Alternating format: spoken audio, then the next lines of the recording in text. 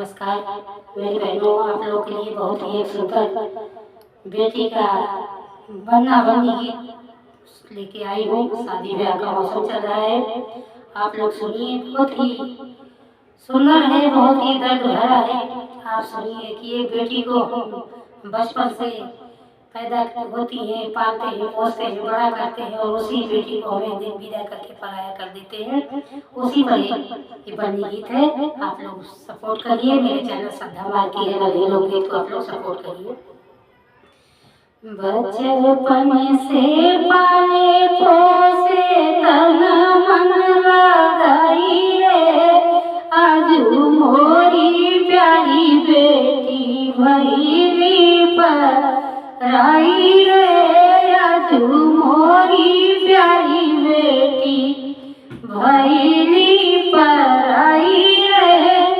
बिंदिया लिया ससुरु मांगो की सजाई रे, बिंदिया की आरी आरी लिखल विदाई रे, बिंदिया के आरी आरी लिखल विदाई रे।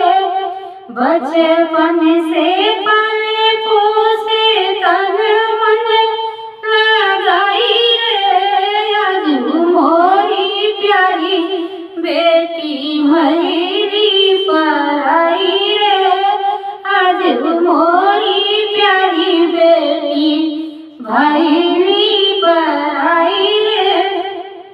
नथिया तवाए भसुरु नाको की सजाई रे, नथिया के आरी आरी लिखल विदाई रे, नथिया के आरी आरी लिखल विदाई रे। बचपन से पाले पोसे तन मन लगाई रे, आज मोरी प्यारी बेटी भैली पराई रे, आज मोरी प्यारी बेटी भैली पराई रे।